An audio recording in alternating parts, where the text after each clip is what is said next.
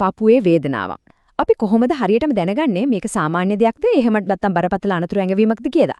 මේ විග්‍රහයෙන් අපි හොයලා බලමු මේ වේදනාව පිටපස්සේ තියෙන කතාව මොකක්ද? සහ ඒක ජීවිතයට තර්ජනයක් වෙන මොහොත හරියටම හඳුනාගන්නේ කොහොමද කියලා.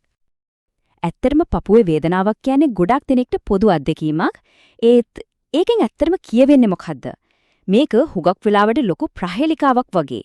ඉතින් අද අපි උත්සාහ කරමු මේ ප්‍රහේලිකාව විසඳන්න. මේ සංකීර්ණ මාතෘකාව හරිම සරලව තේරුම් ගන්න අපි වයි මහතා කියලා හඳුන්වන කෙනෙක්ගේ සැබෑ කතාව දිගේ ගිහින් බලමු. එතුමාගේ අත්දැකීම් හරහා වෛද්‍යවරු මේ වගේ අභිරහසක් විසඳන විදිය අපි ඉගෙන ගමු. හොඳයි. අපේ කතාවේ ප්‍රධාන චරිතය තමයි වයි මහතා. වයස අවුරුදු 45යි. එතුමාට අධිරුධිර පීඩනය සහ දියවැඩියාවක නවදානම් සාධක තියෙනවා. ප්‍රශ්නේ පටන් ගන්නෙ මෙන්න මෙහෙමයි.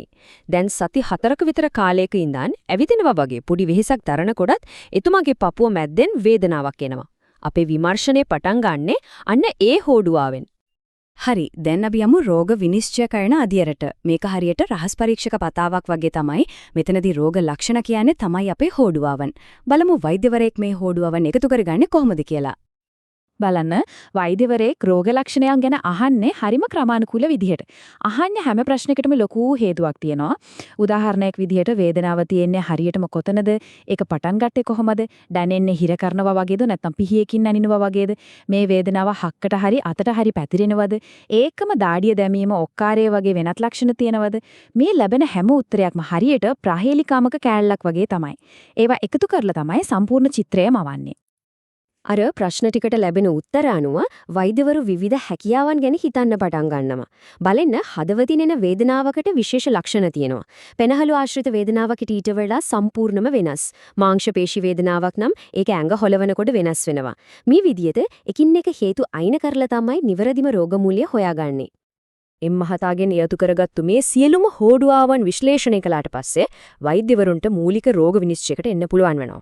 අපි දැන් බලමු ඒ රෝග විනිශ්චය මොකක්ද සහ ඒත් එක්ක ජීවත් වෙන්න සකස් කරන දිගුකාලීන සැලැස්ම මොන වගේද කියලා.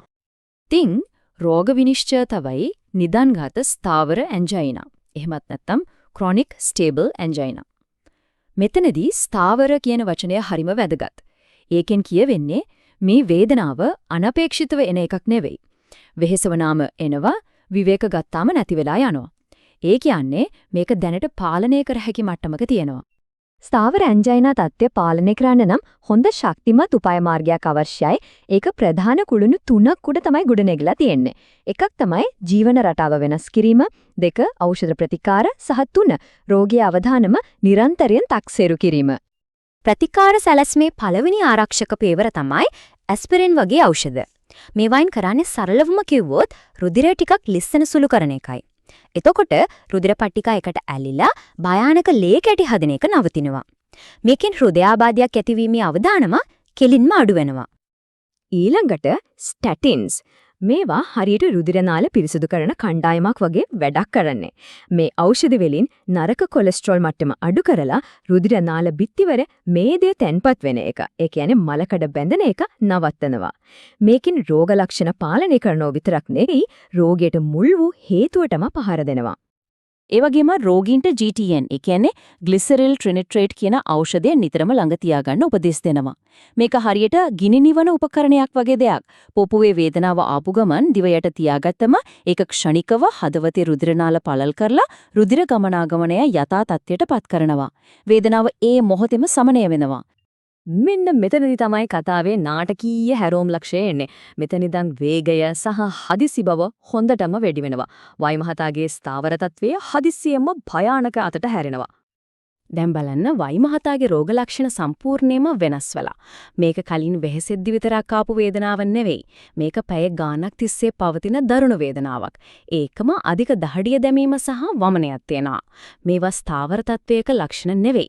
මේක වෛද්‍යමය හදිසි අවස්ථාවක්. මෙන්න මේ වෙනස තමයි සමහර වෙලාවට ජීවිතයත් මරණයත් අතර වෙනස වෙන්නේ. ස්ථාවර ඇන්ජයිනා කියන්නේ අනාවැකිය කියන්න පුළුවන් වේදනාවක්. ඒක වෙහෙසෙද්දී එනවා, විවේක ගත්තම යනවා. නමුත් උග්‍ර කිරීටක සින්ඩ්‍රෝමය, ඒ කියන්නේ හෘදයාබාධයක් කියන්නේ අනපේක්ෂිත පාලනය කරන්න බැරි වේදනාවක්. ඒක විවේක ගනිද්දී උනත් එන්න පුළුවන්, විවේකයෙන් අඩු වෙන්නෙත් නැහැ. හදිසි ප්‍රතිකාර ඒකකයට ආපු ගමන්ම කරන පළවෙනි සහ වැදගත්ම පරීක්ෂණය තමයි ECG එකක් ලබා ගන්න එක. මේකෙන් හදවතේ විද්‍යුත් ක්‍රියාකාරීත්වය පරීක්ෂා කරනවා.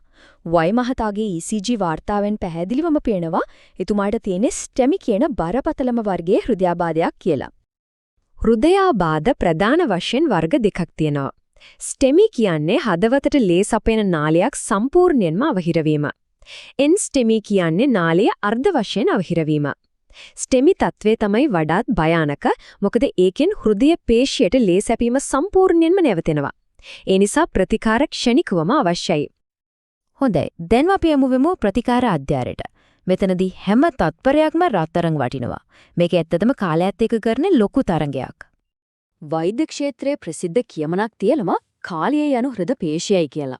ඒකේ තේරුම ලේසපයම නැවතුනම ප්‍රතිකාර පමා වෙන හැම තත්පරයකදීම හදවතේ පේශි සෛල ආපහු හැරවන්න බැරි විදියට මිය යනවා. අන්න ඒ නිසා තමයි ඉලක්කය වෙන්නේ රෝගියා රෝහලට ඇතුළත් කළ මොහොතේ ඉඳන් විනාඩි 9ක් ඇතුළත අවහිර වුණු රුධිර නාලය නැවත විවෘත කිරීම. ස්ටෙමි සඳහා ජීවිතාරක්ෂක ප්‍රතිකාර ක්‍රම දෙකක් තියෙනවා. වඩාත්ම සුදුසු ක්‍රමය තමයි ප්‍රයිමරි PCI. මේක හරියට හිර වුණු නලයක් සුද්ධ කරනවා වගේ වැඩක්. කැතීටරයක් හරහා බැලුනයක් යවලා අවහිරේ පුම්බලා ස්ටෙන්ට් කියන දැලක් වැනි උපකරණයක් තියලා නාලය විවෘතව තබනවා. ඒ පහසුකම් නැති රෝහලකදී නම් ಥ್ರොම්බොලයිසිස් ඒ කියන්නේ ලේ කැටිය දිය කරන ප්‍රබල ඖෂධයක් එන්නත් කරනවා. හෘදයාබාධයකින් පස්සේ ජීවිතය කියන්නේ හදවතට උපරිම ආරක්ෂාවක් ලබා දීමයි. ඒකට බහුවිධ ප්‍රවේශයක් අවශ්‍යයි. නවත ලේ කැටි හදන එක වළක්වන්න ඇන්ටිප්ලේට්ලට් ඖෂධ දෙකක්, කොලෙස්ටරෝල් පාලනයේ ඉහළ මාත්‍රාවෙන් ස්ටැටින්ස් සහ අනාගතයේදී හදවතට වන හානිය අවම කරලා එහි ක්‍රියාකාරීත්වය ශක්තිමත් කරන්න AC ඉන්හිබිටර්ස් සහ බීටා බ්ලොකර්ස් වගේ ඖෂධත් අත්‍යවශ්‍ය වෙනවා.